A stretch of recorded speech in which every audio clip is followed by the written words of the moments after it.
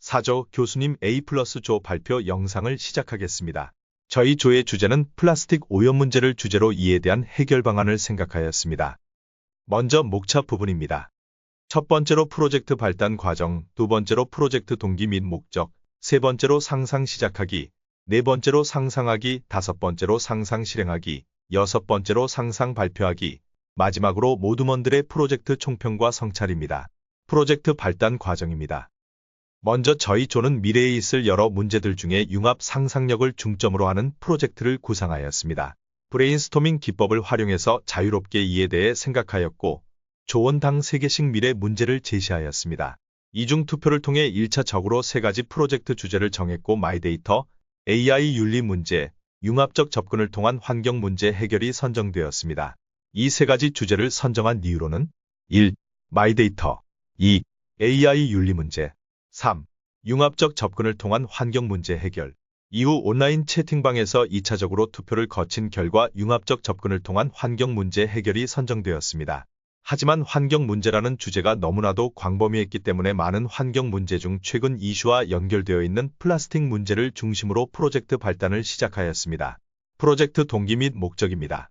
먼저 동기로는 플라스틱 오염은 현대 사회의 편리함이 초래한 심각한 환경 문제로 생태계 파괴와 인간 건강에까지 악영향을 미치고 있습니다. 특히 일회용 플라스틱의 사용량 증가와 미세 플라스틱의 확산은 장기적인 해결책이 필요한 과제로 대두되고 있습니다. 이에 우리 조는 플라스틱 오염 문제의 심각성을 인식하고 이를 줄이기 위한 실질적이고 지속 가능한 방안을 모색하고자 했습니다. 다음 목적으로는 첫 번째로 플라스틱 오염의 주요 원인을 분석해 환경적 사회적 관점에서 효과적인 해결책을 제안하고, 두 번째로 개인과 지역사회뿐 아니라 정책적인 변화를 촉진할 수 있는 아이디어를 제시하고, 마지막으로 환경 보호와 지속 가능한 발전에 기여하도록 고려하였습니다. 상상 시작하기 빌드업입니다. 10주차에는 프로젝트 주제를 생각하고 이에 대한 주제를 선정하였으며, 11주차에는 사회적 정책 제안 프로젝트의 6가지 단계로 1차적인 해결 방안을 탐구하였습니다.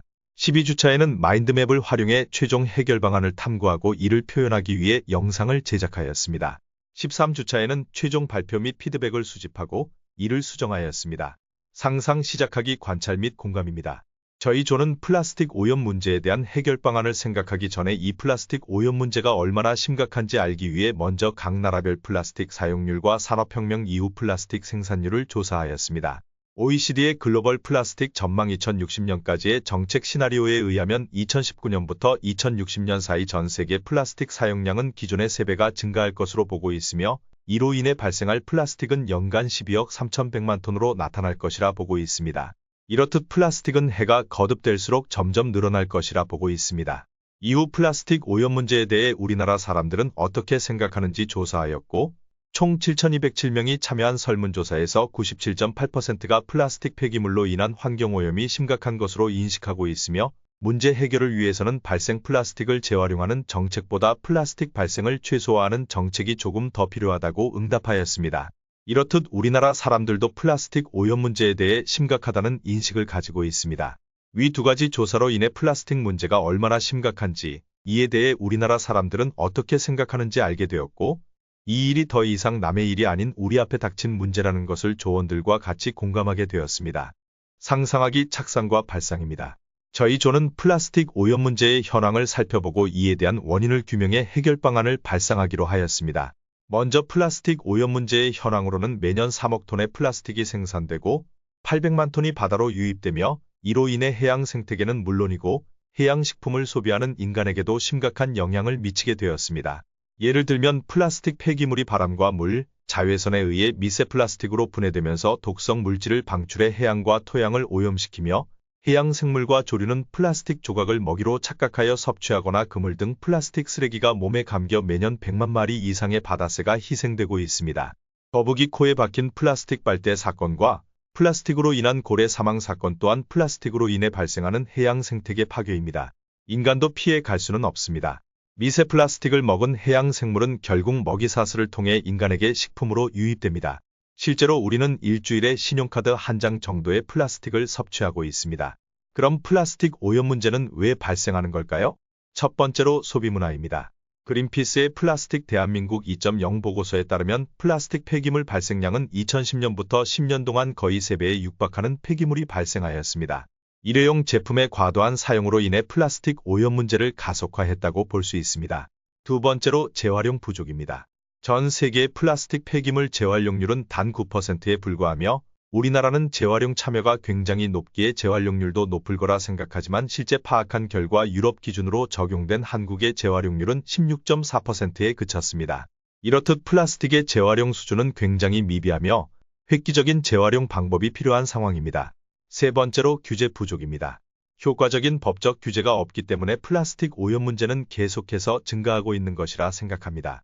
플라스틱 오염 문제를 막기 위해서는 이에 대한 더욱 강경하고 효과적인 법적 규제가 필요합니다. 상상 실행하기 아이디어 선정과 구현입니다. 스텝 1. 실제 사용하고 있는 사례들을 조사하고 이를 발전시킨 해결 방안을 생각했습니다. 예를 들면 순환 재활용과 AI를 활용한 분류 시스템이 있습니다. 스텝 2. 마인드맵을 활용하여 브레인스토밍을 통해 나온 아이디어를 효과적으로 묶으며 새로운 아이디어를 생각했으며 1차 아이디어를 고려한 창의적인 해결 방안을 고안하였습니다. 스텝 3. 생각한 해결 방안을 구현하는 방법으로 저희 조는 영상을 통해 이 해결 방안들이 시행되었을 때의 미래를 상상하여 구현하였습니다. 그렇게 나온 아이디어는 재활용 분해, 정책 규제 강화로 나누어 나타내었습니다. 첫 번째로 재활용에서는 먼저 AI 활용 분류 시스템입니다. 현재 우리나라에서 시행하고 있는 투명 페트병 분리 배출법을 하려면 여러 기준과 과정을 통과해야만 바로 재활용을 할 수 있었는데요. 이 AI를 활용한 분류 시스템을 이용하면 이 복잡한 방식을 간단하게 만들 수 있습니다. 또한 공정에서 재활용이 가능한 플라스틱인지 불가능한 플라스틱인지 구분해야 할 때에도 활용할 수 있습니다. 다음으로 VR을 이용한 초등 수준의 교육용 재활용 게임 개발입니다. 플라스틱 재활용이 활발히 이루어지기 위해서는 소비자들의 분리수거 참여가 굉장히 중요하다고 생각합니다. 그렇기에 재활용과 관련된 게임을 VR로 만들어 재활용의 중요성과 참여하는 방법 등을 재미있게 알려줄 수 있고 나아가 성인이 되어서도 분리수거를 실천할 수 있도록 습관을 들일 수 있습니다. 마지막으로 온라인 거래 플랫폼입니다. 순환 재활용을 통해 각 기업이 자사 공정에서 남는 플라스틱 부산물이나 고품질 재활용 원료를 교환하는 온라인 거래 플랫폼 운영의 원료 교환 과정에서 재활용 공정의 효율성을 높이고 생산 비용 절감하는 효과를 볼 수 있습니다. 두 번째로 분해에서는 플라스틱 원료 변경입니다. 플라스틱은 자연에서 분해되는데 굉장히 오랜 시간이 걸리고 태운다고 해도 발생하는 온실가스로 인해 환경 문제는 더욱 심각해진다는 점에서 문제가 있습니다. 그렇기에 기존 플라스틱과 비슷한 성질이지만 자연에서 분해되는데 오랜 시간이 걸리지 않고 자연 환경에 영향을 주지 않도록 하는 원료로 플라스틱을 만드는 것을 생각했습니다. 플라스틱 인식 및 분해 미생물 개발입니다. 기존에 사용하는 플라스틱도 분해할 수 있는 미생물을 개발하여 이 미생물로 플라스틱이 분해되는 시간을 단축할 수 있고 토양이나 해양에 들어있는 미세 플라스틱을 인식해 분해시킬 수도 있습니다. 마지막으로 정책 및 규제 강화에서는 플라스틱 사용권 거래제입니다. 현재 시행되고 있는 온실가스 배출권 거래제를 플라스틱에 적용하여 기업의 플라스틱 사용량을 정하고 이 사용량이 남거나 부족한 경우 기업 간 거래할 수 있도록 만들어 플라스틱 사용 총량을 관리하도록 합니다. 플라스틱 채굴세입니다. 기존에 재활용되는 원료를 사용하지 않고 새로운 원료를 사용한 경우 그에 따른 세금을 붙여 기업이 재활용되는 원료를 사용하도록 유도합니다. 재활용률 기반 등급제입니다.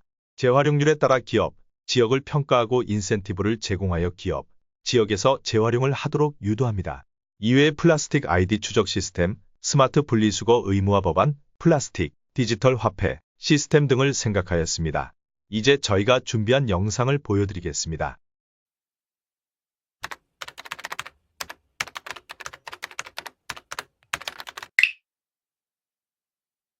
플라스틱 오염 문제 해결은 지금이나 미래에도 지구에게 가장 필요한 것입니다. 저희는 미래의 플라스틱 오염 문제를 해결할 여러 가지 창의적인 방법들을 생각해 봤습니다. 저희가 생각한 창의적인 방법들을 설명해 드리겠습니다. 첫 번째는 온라인 거래 플랫폼입니다.